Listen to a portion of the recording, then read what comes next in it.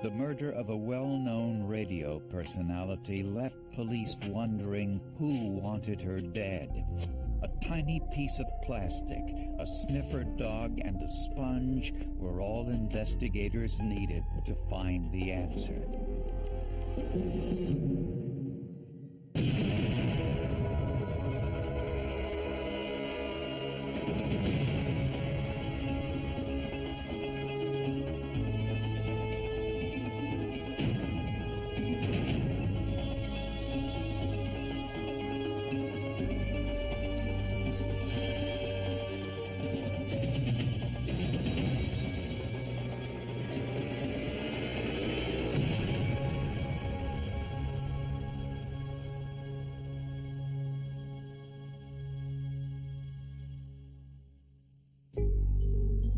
Radio personalities have many fans, but aren't usually the target of stalkers since there's a certain anonymity that comes with the medium. Debbie Dykes to WT. But 31-year-old Debbie Dykes was different. Her late-night radio show on an FM station in Virginia captured listeners' attention with a unique blend of intimate conversation, self-disclosure, and a little music thrown in, too.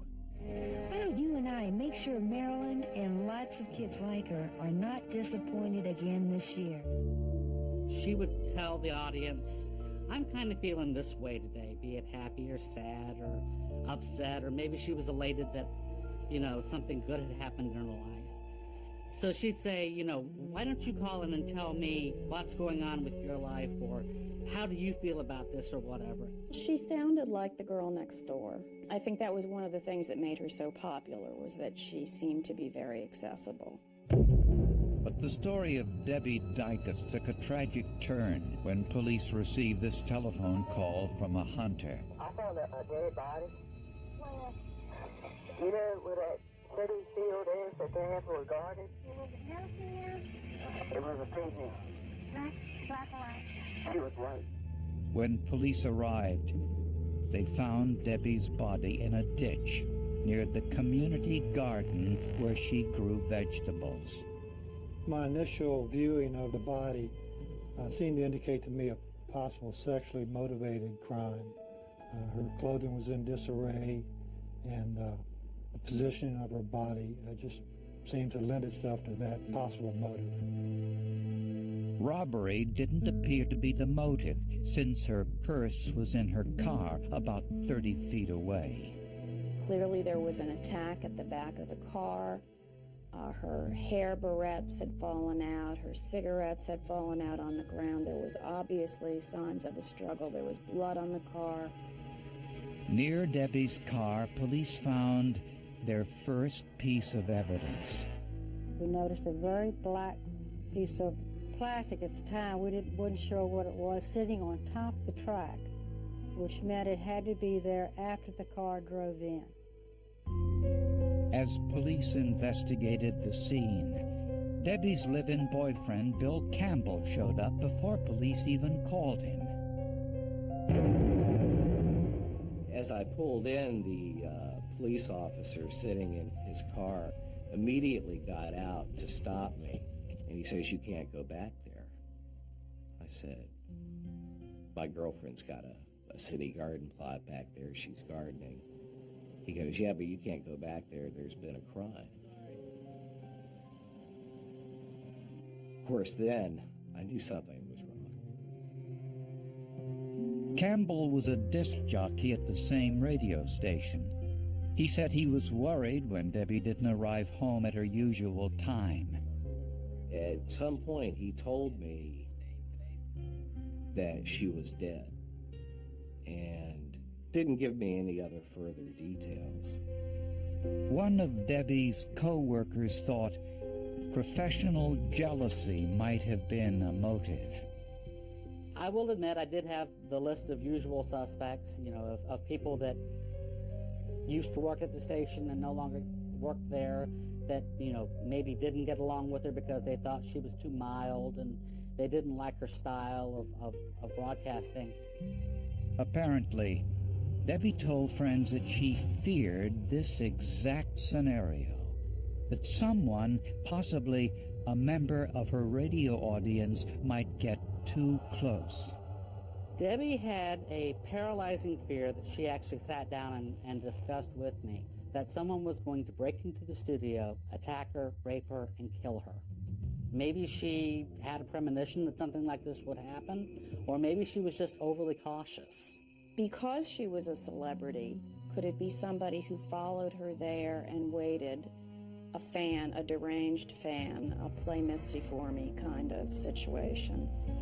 This meant a huge pool of potential suspects in the Norfolk, Williamsburg, and Virginia Beach communities.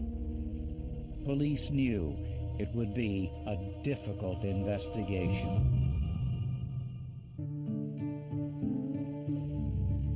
Community just was very afraid, and it was palpable. It was all people were talking about.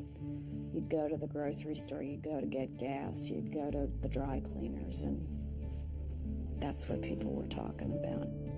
Debbie Dicus, a popular late-night radio personality, was found murdered in a public park where she had planted a vegetable garden.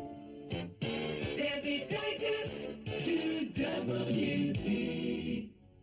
Here's a woman who's doing her gardening in the afternoon where there are people in and out of all the time, and she's found brutally murdered. So it's not the middle of the night in a place where she perhaps shouldn't have been. At Debbie's autopsy, the medical examiner found multiple lacerations on the front and back of her head. And there was an unusual patterned bruise on her back.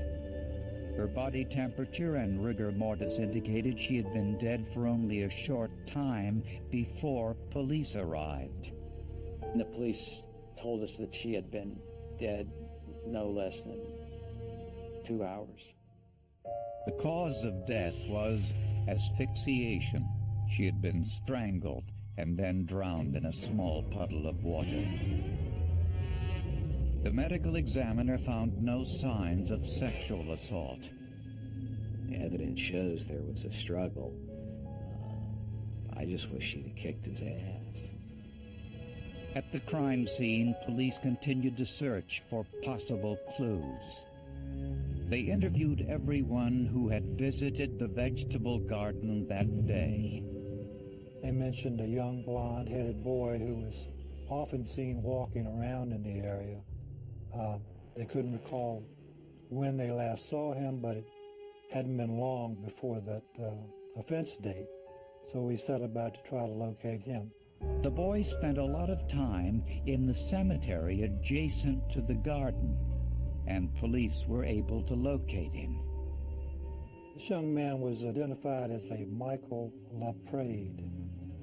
He was an area resident, lived further up on Armstead, about 2 miles from the scene. But LaPrade was not in the city on the day of the murder and was ruled out. Debbie's boyfriend was eliminated as a suspect. He was at home on the afternoon of her murder. Next, police checked phone logs at the radio station to see how many people called Debbie's radio show multiple times. I'm sure over the years that we spent together and being in radio that long, I'm sure we'd get the occasional wacky caller, but none sticks in my mind that she felt threatened by or anything like that. Investigators got their first real break in the area surrounding the vegetable garden.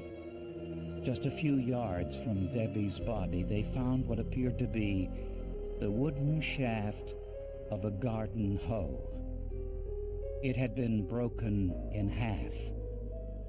It was obvious that the hoe was used to hit her in the head on several occasions. It was long cuts in her top of her head. Scalp was wide open. It was consistent with hard blows of the hoe. A police dog came in to track the killer's scent. Linnell Fullman advised the officers not to touch the hoe until the dog could get a sniff. I didn't want anybody else to touch the hoe, so I had them bring the hoe out of the water with using a stick, just a handle. The rest of the hoe stayed in the water. I didn't want to disturb it anymore, and I had to. The dog picked up the scent. Some believe it's the adrenaline they detect. Dogs do smell fear. Yes, they do. When a person is getting ready to commit a crime, they know it's wrong, their adrenaline goes crazy, the fear factor comes out, they don't want to be caught, and that puts out more scent from the body, which makes a better tracking. As the dog sniffed around, a small crowd of bystanders had gathered nearby. Strangely, the dog headed straight towards them. He went past her car and then headed for the crowd. I advised the crowd to stand perfectly still, that he would not bite anybody, just don't move. He went up to a gentleman's back legs, sniffed up and down his legs, stopped right there and turned and looked at me. Why had the dog identified a man standing in the crowd? Investigators would soon learn why.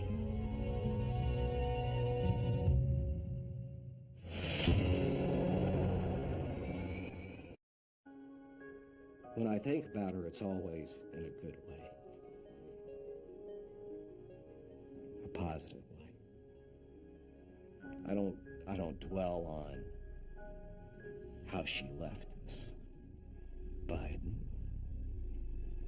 what she was before.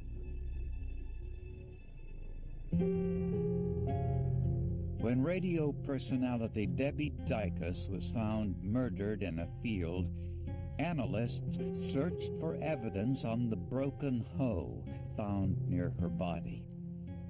Hairs were recovered from the blade end that was caked in mud. Those hairs were consistent with the victim. A police dog tracked the scent on the hoe to a man standing in the parking lot watching police process the scene. His name was Ronald Blanchard, the same man who found Debbie's body and called police. Well, there could be an innocent explanation for that, but that was certainly one thing that we were all very interested in. 21-year-old Ronald Blanchard was a newlywed who worked on a fishing boat. He had no apparent motive and claimed he didn't know the victim was a radio personality until someone in the crowd told him. I did a background investigation.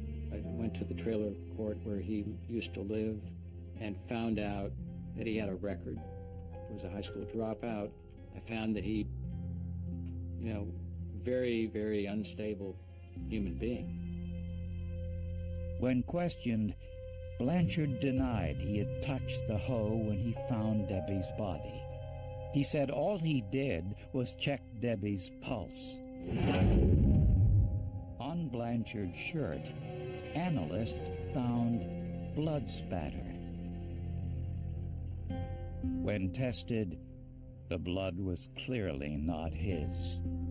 The proteins and enzymes that were identified was consistent with the victim, which means those genetic material that was detected could originate from her, but did not originate from the suspect.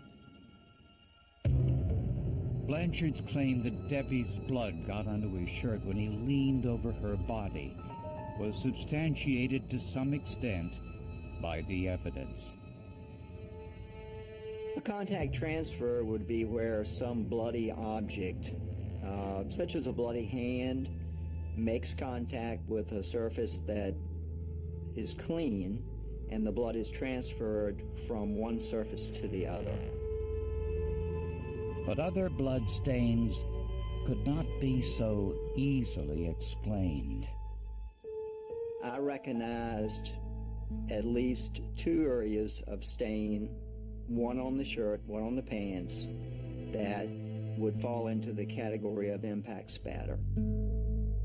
Then police remembered Blanchard said he was hunting when he discovered Debbie's body. So police asked for the rifle he was using. Not only that it had a lot of mud on it, but the barrel of the gun had been bent and the bolt action had been disabled. In other words, it had been crushed and broken off. A piece had been missing from it. This was indicative of swinging the rifle like a bat. Interestingly, the plastic fragment found near Debbie's car was the missing piece from Blanchard's rifle. He was asked specifically if he had been near the victim's vehicle, and he indicated no, he had not. The stock of his rifle was the same shape and left the same pattern as the injury on Debbie's back. And investigators found even more. We noticed that there were hairs up at that bolt area which was damaged, and 2 hairs were recovered from that bolt area, and they were microscopically examined and saw that they were forcibly removed. Hairs from Blanchard's rifle were compared to head hairs taken from Debbie Dicus during her autopsy. Under high magnification, scientists discovered they were microscopically similar.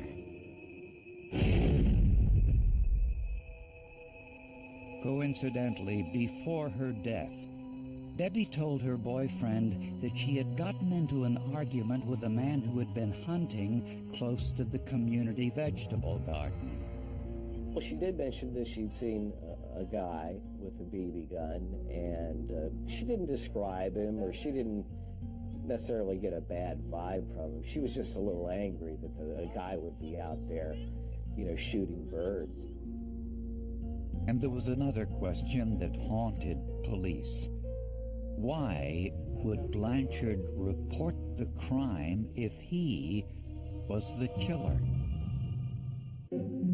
Ronald Blanchard claimed he found Debbie Dicus's body in the ravine while he was walking to his car after an afternoon of hunting. He insisted that the blood on his shirt and pants was the result of trying to help Debbie Dicus, not hurt her.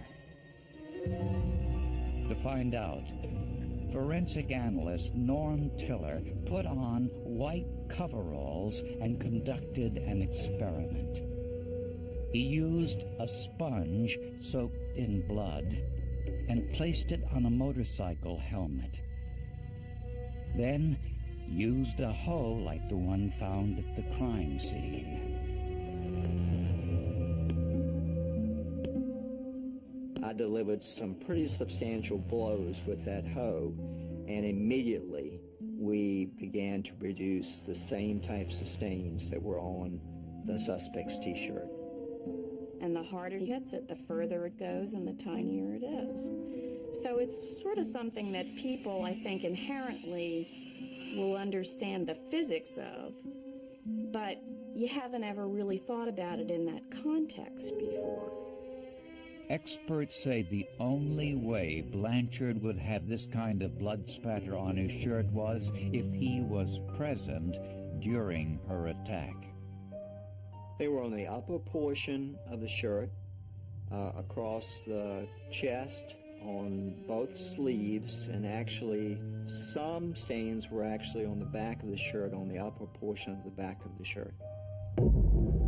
Blood on the back of someone's shirt means the person was swinging an object covered in blood. There's no other way to explain this.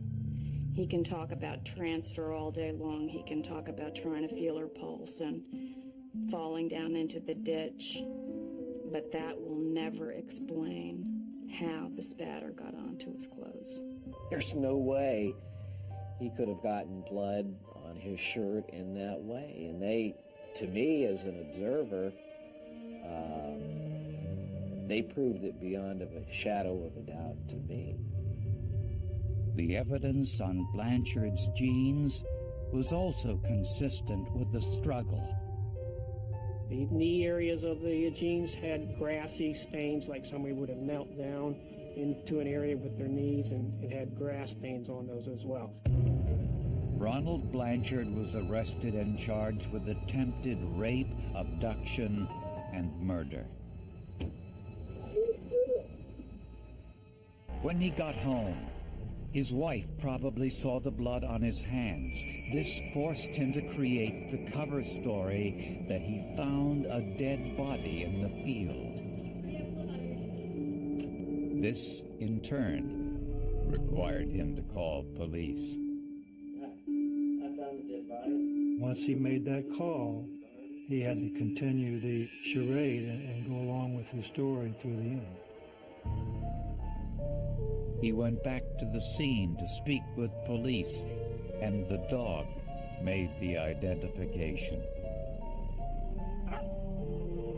This was the first case that I had really used a dog track to come up with a critical, incriminating piece of evidence. So learning about the science of dog handling and tracking was really fascinating.